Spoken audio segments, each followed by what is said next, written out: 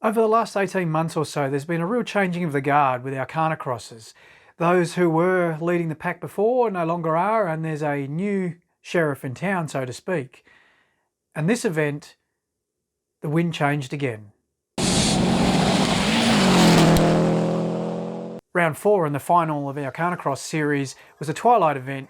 We ended up completing 10 tests, which was fantastic, and had 20 odd competitors. We had 7 mil of rain the day before our Khanacross, and we were all a bit worried that the tracks might be a bit slippery and muddy, particularly considering Perth had had an absolute drowning. However, everything was fine and the track conditions were perfect. We again had a stellar cast of juniors, particularly those under 16. It's a theme that's continued all year. We find some people jump out of the blocks and others take it easy on the first test just to find their way with the event, and that's fair enough.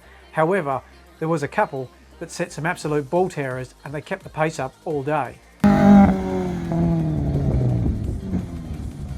there were a few running repairs in the Mitsubishi Lancer that was shared by 3 juniors and Matt Hall.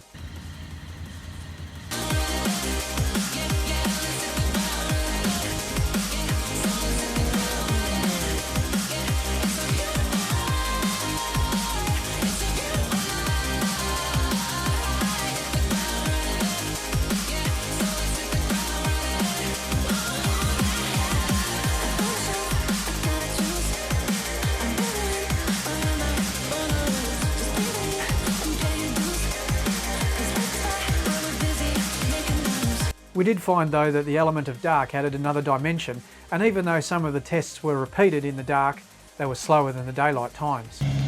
And after 10 tests, the results were in. Graham Mogg brought his lime green Hyundai Elantra to a tidy 10th place. Graham had just scraped that top 10 by 0.82 seconds to Georgie Thomas, who was in 11th place in her WRX. Sean McKenzie was sharing the Falcon Ute and he came in 9th. As usual, Dave Thomas was having a rip-roaring go. He came in 8th place, taking every cone and tyre around the tracks with him, pretty much.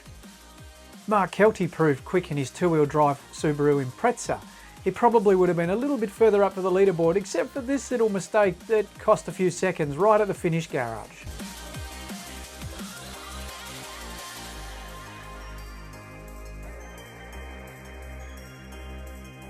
Jared Sewell brought out his new Daihatsu Charade rally car and came home with a tidy 6th place on his first event in the car. Neil Johnson, consistent as ever, finished in 5th place in his Hyundai Elantra. Bob Percival finished a couple of spots higher from his previous event in his Hyundai XL, coming in 4th. And this is where things get interesting, and that wind change I talked about earlier. Now normally I talk about the ladies and juniors separate, however ladies and juniors were combined on this one. The top 3 spots went to ladies, and it's the first time that anyone can ever remember a motorsport event where that has happened. Karen Russell took 3rd place in her WRX. A lot rested on this event for Tiana Chapman. She was leading the Khanacross series by just 1 point to Jared Sewell. She ended up finishing 2nd with a very tidy drive in her WRX, taking also the Khanacross series for the year. And that left the top spot.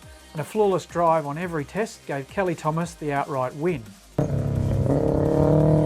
Well done to all the ladies and indeed all the competitors for competing in this event and our series. It's very much appreciated to have all the support. As always, I'll put a link in the description below for the points and the results.